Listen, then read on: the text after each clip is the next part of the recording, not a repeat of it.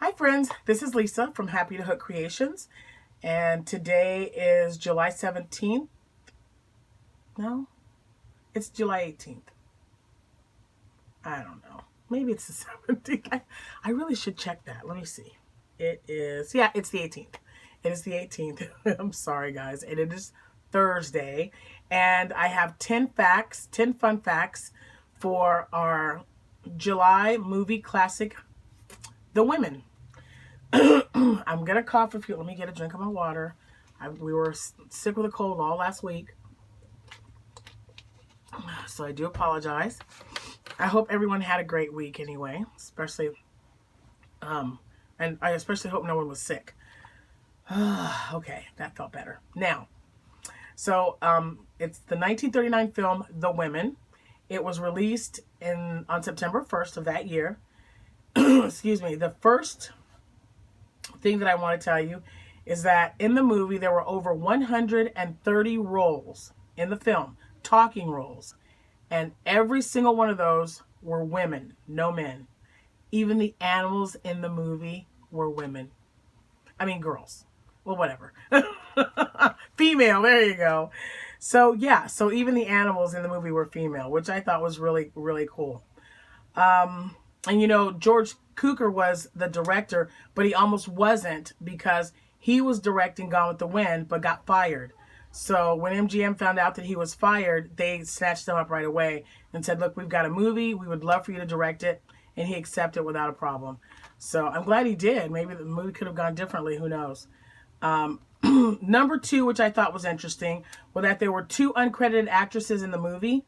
One of the actresses, her name at that time was Marie Blake. She later changed it to Blossom Rock.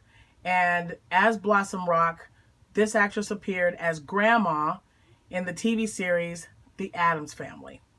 It says here that she was the saleswoman who says, now she's in the soup. Or now she's in the soup. That's it.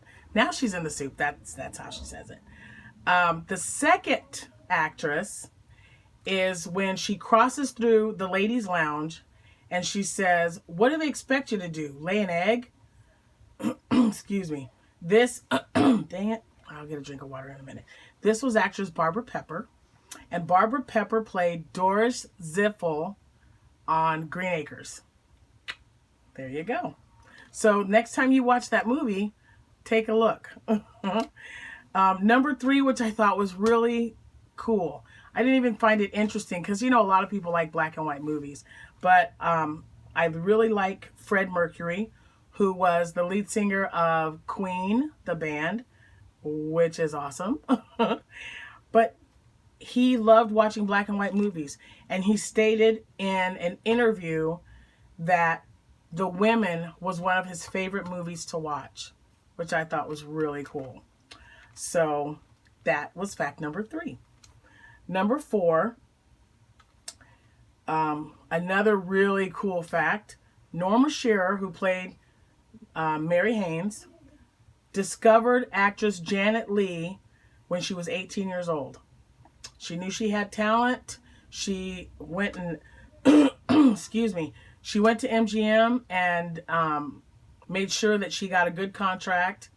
And I thought that was just really, really awesome. And if you don't know who actress Janet Leigh is, she was married to actor Tony Curtis. And one of their children is actress Jamie Lee Curtis. The Scream Queen from Halloween. Yep, that's her. Let's see. Number five, Joan Fontaine, who plays the youngest married woman in the movie, who also is going to get a divorce, but then changes her mind. If you haven't seen the movie, you'll have to watch it. That's all I'm saying. But she played Mrs. John Day, and her sister was Olivia de Havilland, who turned 103 this month and is the only surviving member of Gone with the Wind. Who knew? Which I thought that was really cool. Number six, Myrna Loy was considered for the part of Crystal Allen. And Crystal Allen in the movie, if you haven't seen it yet, is the woman in question, I should say. So, yeah. Let's see. Number seven, the square ring. They said square ring. Now, to me, correct me if I'm wrong, but if the ring is square, that's princess cut.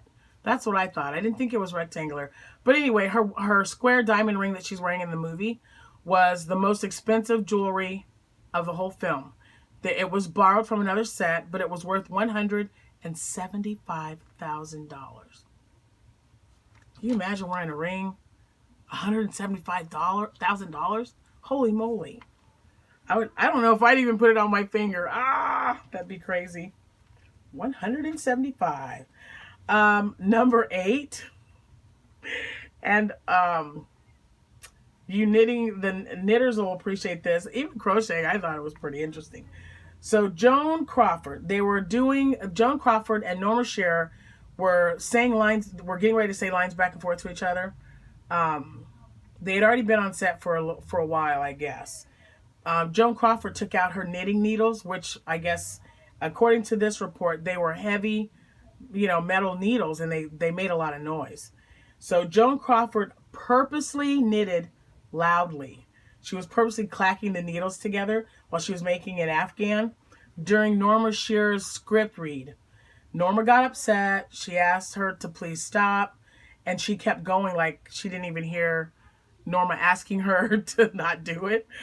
Oh, man. So Norma went to the director, Mr. Cooker, and asked her to please stop. So he had her, maybe back up a little bit behind the curtain or a prop, and you could still hear it. Right when Norma was getting ready to say something, she did it again. So Norma just stopped reading. She went to him and she said, "You need to ask her to leave." And you know what? He did. So Joan Crawford had to leave the set of the movie because she was knitting too loud while Norma Shearer was trying to read her script. So she left, and they said a couple of days later, after Joan had cooled off, she did send a telegram to Norma apologizing for what she had done, because it was a deliberate act. And it just amazes me how, you obviously aren't going to get along with everybody at the same, all at one time, but they came together and shot the film like professionals, even though, not everybody got along, but you would never know it to see the movie because the movie was really good. So I thought that was interesting.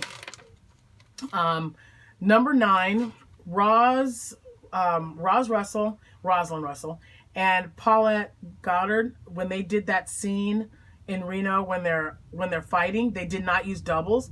They actually did that without anything. And when Rosalind bit Paulette on the leg, that remained a scar throughout her life. She bit her so hard she scarred it. But they stayed friends till, forever. They said they were always close.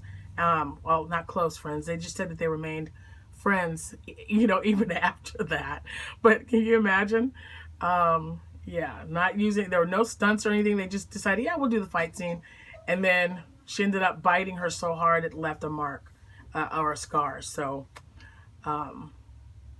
it's pretty interesting. I don't know if I'd stay friends with her. Yeah, knowing me, I would. It's all for the good of the movie, man. That's all I gotta say. Number 10, Dorothy Lamour. Oh, I know you guys gotta know who she is or was. I just used to love her. And I love that she had this beautiful, long, flowing, wavy hair. In a lot of her movies, she just had beautiful hair.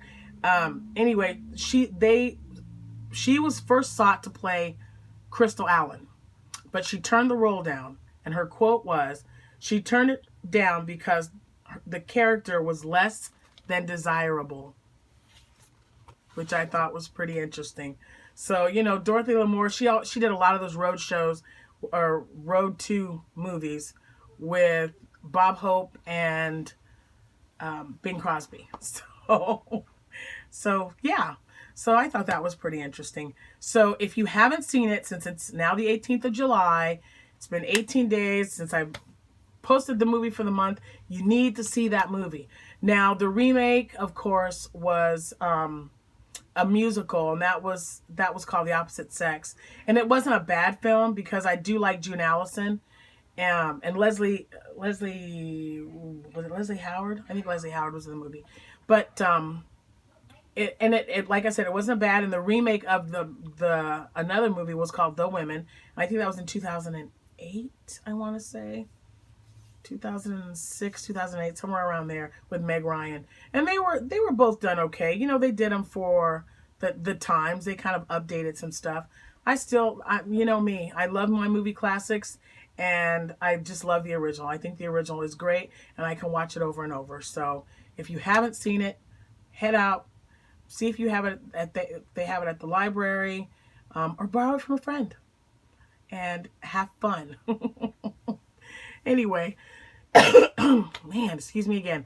Again, I hope you guys all had a wonderful week. Thank you to all my subscribers. You guys are, you keep coming. I think that's great. I got lots to show you. And I was going to, oh, and I've got a giveaway coming up. Yeah, so be watching for that. So I do thank you all very much. Keep watching, keep hitting that bell, keep hitting that subscribe button. And I will do my very best to make sure that you are not disappointed. So thank you so much. You guys have a wonderful day. I'll see you when I see you. Happy hooking.